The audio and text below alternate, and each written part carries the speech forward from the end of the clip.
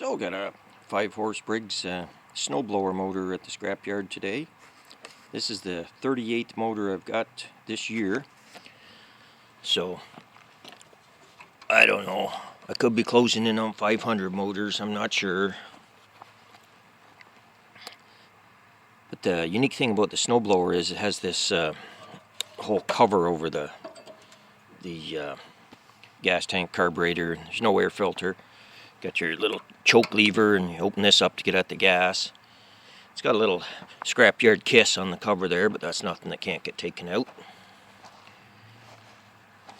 And then it's got the square box type muffler on it, and so cooling air comes out, and air from the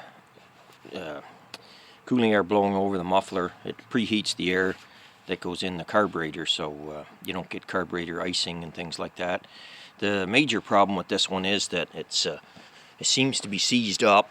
There's some kind of like moss on top of the motor there, so it's probably been outdoors for quite a few years. But yeah, when you pull her, she's seized tight, and the gas cap, I'll have to get channel locks out to get it off. The aromas coming out of it smell like about 20-year proof grungeline or something. So, but at least I'm sure I can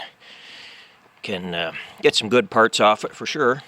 So yeah, so we're closing in on Christmas, so I probably won't get a chance to go to the scrapyard to get any more this year, but it's been a pretty good year for collecting Briggses.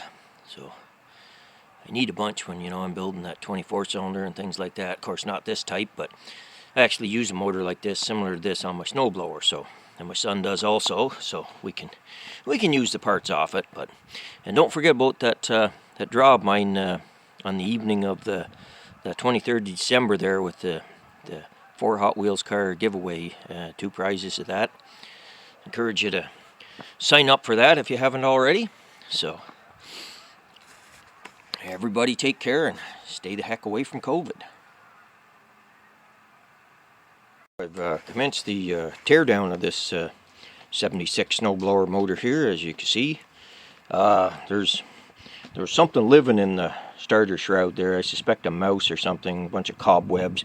The choke is in the closed position, so the crap has built up here instead of falling in.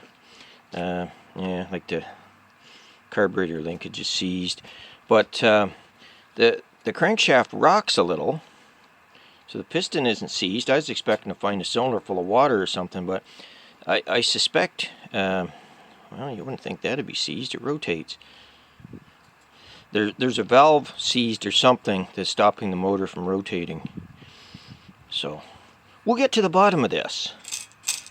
And the other good thing about it, it's got the flywheel with the gear for the electric starter. They're fairly rare, so I won't complain about having one of them. It's possible that it's got the extra long crankshaft to accommodate electric start, but I won't know that until I take a measurement or something. These 5 horses with the electric start, I found one last year maybe. They're pretty rare. But anyway, we'll keep going here and find out why this thing won't turn over. But hey, at least the cylinder's looking good, right? Things are looking up. Well, a bit of an unexpected development as to why this motor was, quotation marks, seized up. It was due to the crankcase being like half full of ice. You still see the water in there, and a block of ice. But another unexpected development was the fact that it's a ball bearing crankshaft. So this was unusual. Still got ice in the oil dipper too, or the governor there. Yeah, so it turns over freely now. No stuck valves, nothing. So glad I tore it apart, because as you can see, it's not badly rusted at this point. There is a little bit of surface rust on the crankshaft, but nothing major. So I rescued it just in time. So it looks like I got a good 5-horse snowblower motor here. sometimes you get lucky. I figured for sure it was seized due to water in the cylinder. It could fool you when the temperature drops below freezing though. So I've been using my latest flywheel removal trick quite a bit lately. Basically I have a blade mount from about a, I don't know, 80s lawnmower. Pretty much anything will work. Could be like a pipe cap, something. You want something with some area though, so you don't, like, you know, try to put a hole through the piston or into the cylinder head. So I set that on there, and then you want to rotate the motor clockwise so that drops down, because you're going to be twisting it back this way to remove the recoil starter. It has to twist this way to come off. So basically the piston, and then I put the cylinder head back on, screw the bolts down, half of them, and then it comes up and pushes against the cylinder head and won't let the motor rotate. Otherwise, it's very difficult to stop one of these horizontal shaft motors. Lawnmowers, I just clamp the blade mount in a vise or something there and go for it that way, but this will work on pretty much any motor. So then I just grab my trusty 14-inch pipe wrench and twist her off. And I kind of lucked out on this motor. See this dirty spot sticking out here?